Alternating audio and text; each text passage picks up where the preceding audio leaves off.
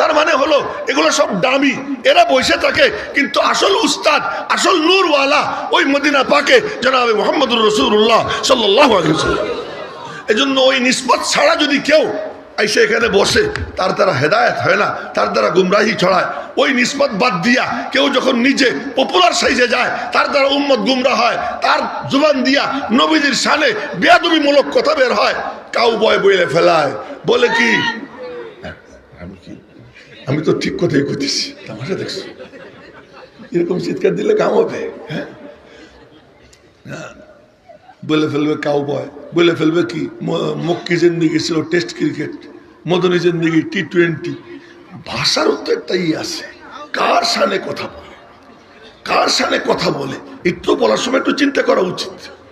কিন্তু এটা কেন? শুধু একটা কারণে, ওই নিসবত নাই। ওই দেওবন্দে যারা পড়াইতেন সবার নিসবত রওজা পাকের সাথে, ওই তাদের সিনায় যে নূর আসতো রওজা পাক থেকে আসতো, আর ওই নূর ছাত্রদের সিনায় যেত। উনি বললেন ওই ছাত্রদের সবাই আমি দেখছি লাইন দিয়ে দাঁড়ানো, ওর মধ্যে ওর চেহারা দেখিনি, ওর মধ্যে ওর চেহারা দেখিনি। এই আমি জানছি এ দেওবন্দের ছাত্র না। বলার মাকসাদ যে মাদ্রাসা এমন মাদ্রাসা, তো ওই যে বিল্ডিং বানাবেন, সকালবেলা একটা করে ইট গাঁথবেন, 5 বুজুর্গ 5টা ইট রাখবেন, এই সিদ্ধান্ত নিয়ে রাতের বেলায় ঘুমাইছেন, সকালবেলা ফজর পড়তে গেছেন, ফজর পড়তে গিয়া এখন ফজরের পরে ইট গাঁথবেন। তো মোহতামিম সাহেব বলতেছেন হুজুর বিল্ডিং এর নকশা আঁকা হয়ে গেছে। নকশা আঁকা হয়ে গেছে মানে? হ্যাঁ, আজকে রাত্রে নকশা আঁকা হয়েছে। কে আঁকছে? চলেন দেখি। বের হয়ে দেখে লাঠির দাগ পড়ে রয়েছে। লাঠির দাগ? কিসের লাঠির দাগ? আজ রাত্রে নবীজি আসছেন, আমাকে সাথে নিয়ে লাঠি দিয়ে নকশাইকে বলছেন কাসেম রে বইল এই নকশার উপরে ভবন নির্মাণ করতে। রব্বুল আলামিন বলতেছেন স্যার সৈয়দ মুসলিম আলিগড় বিশ্ববিদ্যালয়ে গেছে, ওখানে ইহুদি খ্রিস্টানরা টাকার বস্তা নিয়ে গেছে, ওখানে এক একজনের বেতন 300 টাকা, 250 টাকা, 200 টাকা। আর দেওবন্দে কাসেম নানুতুবি তোর বেতন 6 টাকা। এখানে কোনো ভালো বিল্ডিং নাই, এখানে দেখ আমি কারে পাঠাইলাম, ওরা টাকা পয়সা নিয়ে থাকবে, তোরা আমার দোস্ত মুহাম্মদুর রাসূলুল্লাহকে নিয়ে থাকবে। নবীজি এসে নকশাইকে দিয়ে গেছেন। তাই তারানায়ে দারুল উলুম দেওবন্দের 2 নম্বর লাইন এইটা, খুদ সাকিয়ে কাউসার নে রাখি मैं खाने की बुनियादिहा। নবীজি নিজে এখানে কি করছেন? নকশা আঁকছে। আমার বলার মাকসাদ, সকালবেলা দেখে লাঠির দাগ, তো নবীজির স্বপ্নে দেখলে সেটা কি হয়? বাস্তব হয়। এই কথা বলতে গিয়ে এত লম্বা কথা কয়ে ফেললাম, ফাঁকে মাদ্রাসার কথাও হয়ে গেল। মাদ্রাসার জন্ম হয়েছে দারুল উলুম দেওবন্দের 1866 সালে, আর জামে আজহার বিশ্ববিদ্যালয়ের বয়স হলো 1150 বছর। কত? ওর ছাত্রছাত্রী সংখ্যা বর্তমানে লাখের উপর। আর দেওবন্দে আমি যখন পড়তাম 88 সালে, 87-88 শিক্ষাবর্ষে, তখন দেওবন্দের ছাত্র সংখ্যা ছিল 3500। আমাদের তাওরা হাদিসের ক্লাসে ছাত্র ছিল 650। এই মাত্র 158 বছর বয়স যে মাদ্রাসার, এই মাদ্রাসা আর জামে আজহার বিশ্ববিদ্যালয় যার ছাত্রছাত্রী সংখ্যা লক্ষাধিক, এখন হয়তো দেওবন্দের ছাত্র সংখ্যা 7000-8000 হইতে পারে, এর বেশি না। সঠিক সংখ্যা আমার এখন জানা নেই। বাড়লে আর কত বাড়বে এই কয় বছরে? নাহলে 8000 হয়েছে, নাহলে 10,000 হয়েছে, এর বেশি না। কিন্তু জামে আজহার বিশ্ববিদ্যালয়ের একটা শাখাও দুনিয়াতে নাই। চ্যালেঞ্জ করলাম, আপনারা খুঁজে দেখবেন, একটা শাখাও নেই। কিন্তু দেওবন্দের শাখা শুধু বাংলাদেশে 50,000-এর উপরে। যেন বলেন না আল্লাহু আকবার। এই প্রতিষ্ঠান প্রতিষ্ঠিত হয়েছে কি জন্য? মুসলমানদের দ্বীন ও ঈমানের হেফাজতের জন্য। এই জন্য এই প্রতিষ্ঠানগুলো বর্তমান জামানায় মুমিন মুসলমানদের জন্য নূহ আলাইহিস সালামের কিস্তির মতো। যারা মাদ্রাসায় চড়বে মুক্তি পাবে, যারা মাদ্রাসায় চড়বে না ওরা ডুবে যাবে। নূহ আলাইহিস সালামের কিস্তিতে ওনার ছেলে চড়ে নেই, ছেলে ডুবছে। ঠিক তেমনি ভাবে এই কওমি মাদ্রাসায় যদি কোনো বড় আলেম, বড় পীর বুজুর্গের সন্তান, বাবা সাদ কান্দলবি মৌলানা ইলিয়াস রহমতুল্লাহ খানদানের, মৌলানা ইলিয়াস রহমতুল্লাহ তো নূহ আলাইহিস সালাম থেকে বড় না। মৌলানা ইলিয়াস রহমতুল্লাহ আলাইহি কি নূহ আলাইহিস সালাম থেকে বড়? বড় না। নূহ আলাইহিস সালামের ছেলে ডুবছে, তাও নূহ আলাইহিস সালাম হলেন আদমে সানি। উনি আমাদের দ্বিতীয় আব্বা। প্রথম আব্বা আব্বাজান আদম, নূহ আলাইহিস সালাম দ্বিতীয় আব্বা। আব্বাজান আদমের সব শেষ হয়ে গেছে নূহ আলাইহিস সালামের জামানায়। নূহ আলাইহিস সালামের চারটে ছেলে ছিল, সাম, হাম, ইয়াফিস, কেনান। মনে থাকবে নি? সাম, হাম, ইয়াফিস, কেনান। সামের আওলাদ হলো আরবরা, হামের আওলাদ সন্তান হলো এই সাবকন্টিনেন্ট, ভারত, পাকিস্তান, বাংলাদেশ, এই মানে মালয়েশিয়া, বার্মা টার্মা, এরা হলো হামের আওলাদ। আর ইয়াফিসের আওলাদ হলো সব আফ্রিকানরা, কালামানিকরা। কালামানিকরা ইয়াফিসের আওলাদ। আর কেনান সে তো নাই, শেষ। এই জন্য এখন বর্তমান দুনিয়াতে যত মানুষ আছে সবার পিতা হলেন কে? নূহ আলাইহিস সালাম। সে নূহ আলাইহিস সালামের ছেলে, সে ডুবে যায়, আর সাত সব বুঝি ভেসে থাকবে। কেন? ওলামা একরামের সাথে সম্পর্ক ছিন্ন করছে, দেওবন্দের সাথে সম্পর্ক ছিন্ন করছে। কিস্তিয়ে নূহ থেকে নেমে গেছে, কিস্তিয়ে নূহ থেকে যে নামবে সে ডুবে যাবে। ঠিক আগামীতে কি হবে আল্লাহ জানে, জানি না। কিন্তু বর্তমানের জন্য এখনো পর্যন্ত এই দেওবন্দি মাদ্রাসাগুলো, কওমি মাদ্রাসাগুলো উম্মতের জন্য কিস্তিয়ে নূহের মতো, সফিনাহে নূহের মতো। যারা এতে চড়বে আল্লাহ তাদেরকে মুক্তি দিবে, যারা এর থেকে সম্পর্ক ছিন্ন করবে তারা কিন্তু ডুবে যাবে। আমি বেঠিক কইছি নাকি? ঠিকই কইছি, আমি ঠিকই বলতেছি, বেঠিক বলতেছি না। আমার বলার মাকসাদ ছিল কি, যে নবীজিরে স্বপ্নে দেখা আর বাস্তবে দেখার মধ্যে কোনো পার্থক্য নাই। এটা প্রমাণের জন্য মেলা লম্বা কথা বলে ফেললাম। মনে হয় কর্তৃপক্ষ চিন্তায় পড়ে গেছে, না জানি কখন শেষ হয়, এখনই শেষ করে দেব, বেশি দেরি হবে না।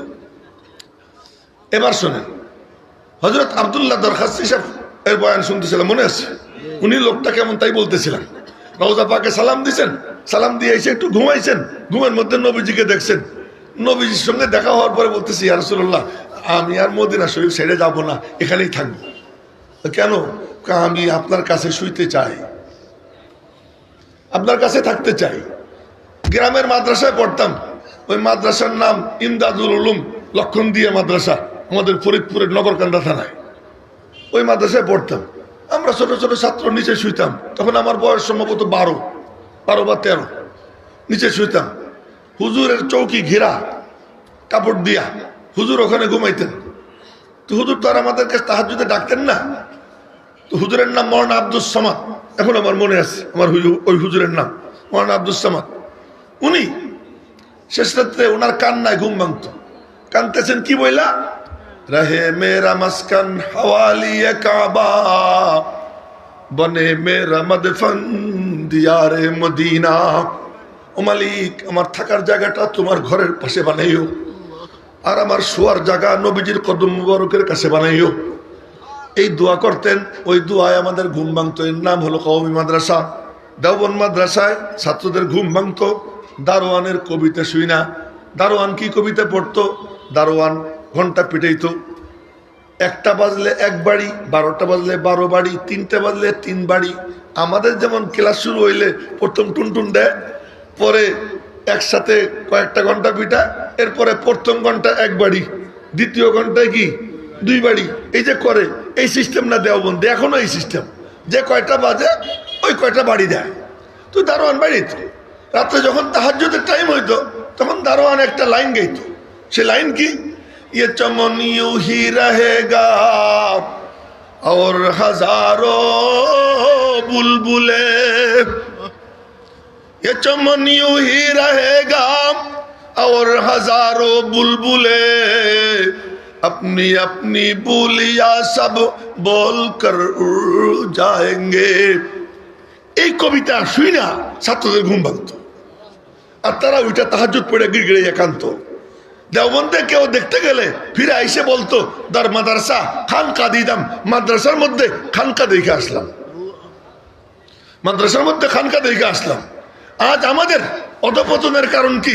আজকে আমরা মোবাইল নিয়ে ব্যস্ত, আমিও মোবাইল নিয়ে ব্যস্ত, মোবাইলের মধ্যে ডুবে থাকি।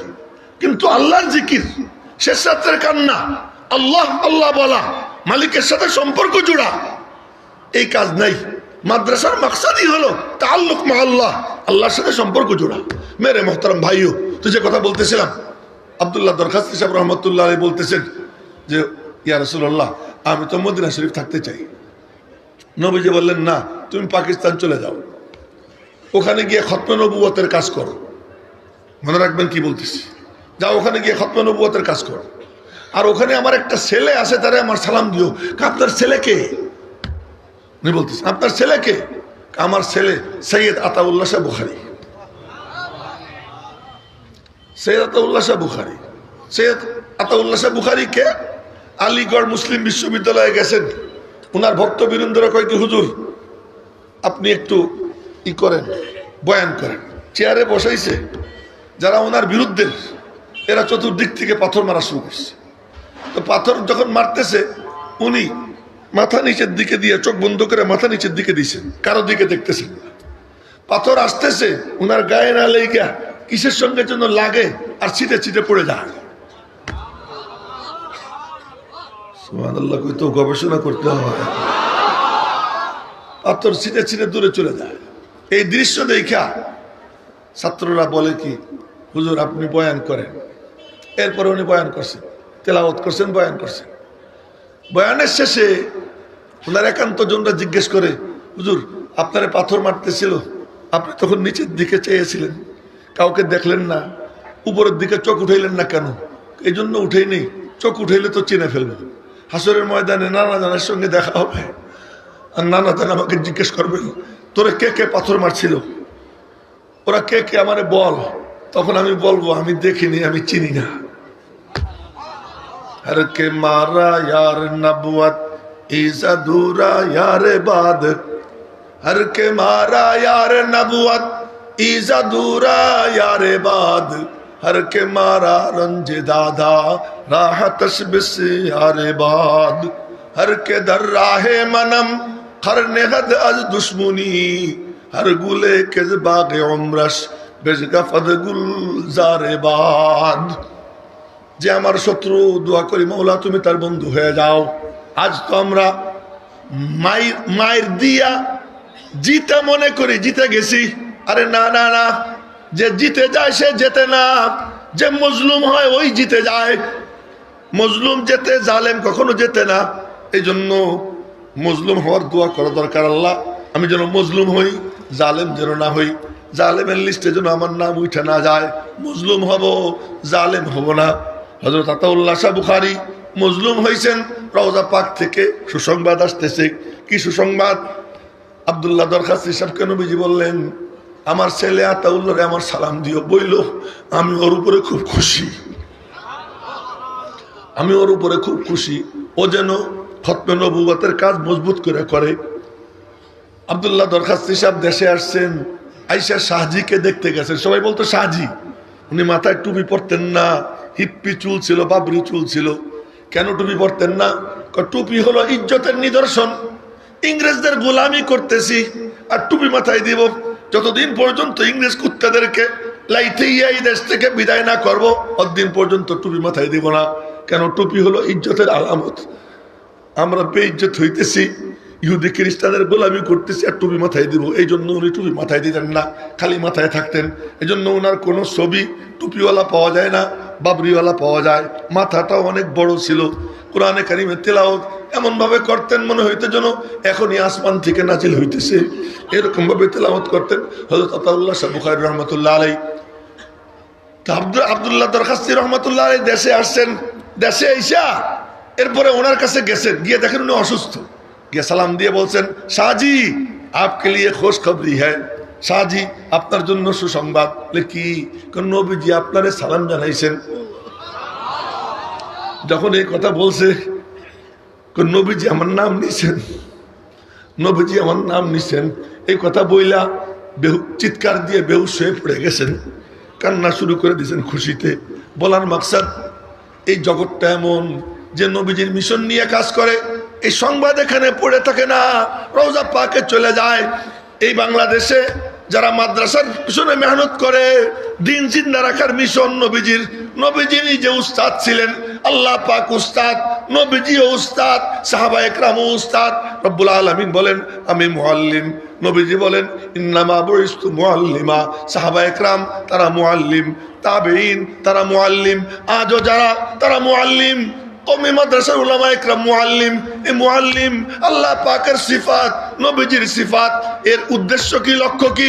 কোরআনে কারীমের তালিম যার সিনায় যায়, এই নূর যার সিনায় যায়, মালিকের সঙ্গে তার সম্পর্ক কায়েম হয়ে যায়। তো আব্দুল্লাহ দরখাস্তি সাহেব বয়ান করতেছিলেন, উনি আমাদেরকে দিয়ে জোরে সুবহানাল্লাহ কওয়াইছিলেন। তাই আমিও আপনাদেরকে বললাম, বলেন একটু জোরে সোরে সুবহানাল্লাহ। মাঝখানে মেলা জগৎ ঘুরে আসছে, অনেক জগৎ ঘুরে আসছে। এখন আপনাদের সামনে 3টা সূরা তেলাওয়াত করছিলাম, মনে মনে চিন্তা করতেছিল যে হুজুরের কি কোটি কোটি ছোট ছোট 3টা সূরা তেলাওয়াত করলো, ঘটনা কি? এই 3 সূরা তেলাওয়াতের কারণটা একটু বলতেছি, মনোযোগ দিয়ে শুনি। 3 সূরা তেলাওয়াত করলাম, 1 সূরা। এবার তো মাশাআল্লাহ মজলিস জমে যাবে মিনিটের মধ্যেই। না, আমার বাবাজি চলে আসছে, মৌলানা সাইদ, না তারে দেখার জন্য, দেখতেও যেমন, কণ্ঠও তেমন, এবং দেখবেন এই যে উত্তেজনা কি তুঙ্গে উঠবে। এতক্ষণ তো মরা মরা ভাবছিল, একটু জোরে সোরে সবাই বলে ফেলেন আল্লাহু আকবার। আচ্ছা, কয়েক জায়গা হারতে, 2 জায়গা হারতে মানুষ পছন্দ করে না। একটা হলো পিতা পুত্রের কাছে হারতে পছন্দ করে, আর একটা হলো উস্তাদরা ছাত্রের কাছে হারতে পছন্দ করে।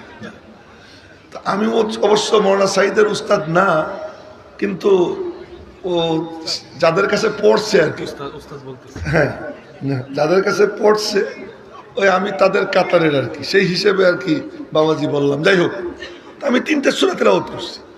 এই 3 সূরা কেন পড়লাম? কুরআনে কারীমের সবচেয়ে ছোট ছোট 3 সূরা।